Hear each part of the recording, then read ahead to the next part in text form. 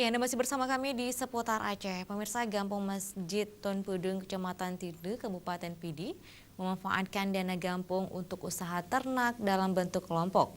Kelompok maksud kami memelihara sapi yang masih menggunakan metode pemberian pakan rumput hijau dan belum mampu menguasai cara pemanfaatan limbah pertanian.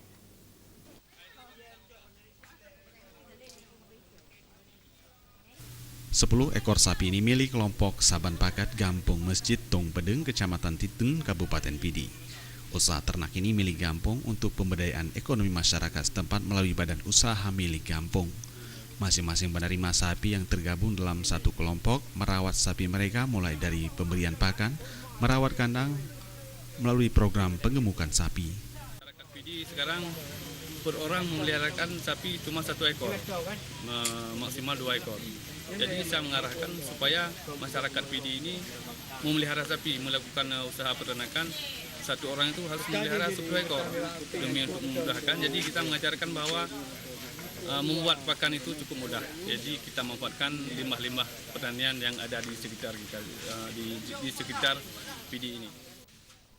Pengemukan sapi yang dilakukan kelompok ternak ini jenis sapi lokal yang ukuran lebih kecil dari kebanyakan peternak pengemukan sapi jenis sapi Brahman atau sapi sementan.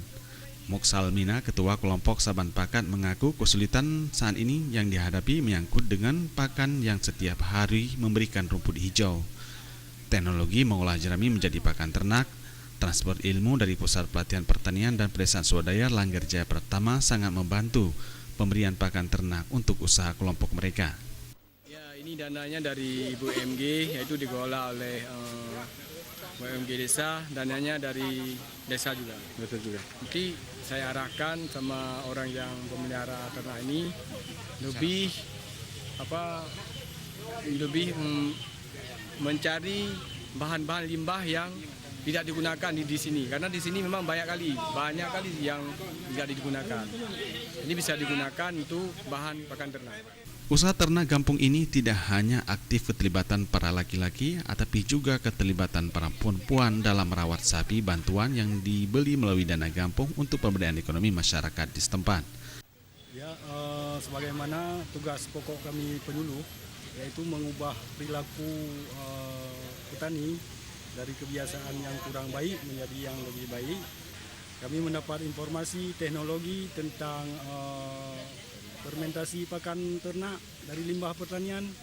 Jadi kami hari ini mencoba mentransformasi kepada petani langsung. Program pemanfaatan limbah pertanian menjadi pakan ternak dilakukan melalui swadaya, penyuluh, dan masyarakat.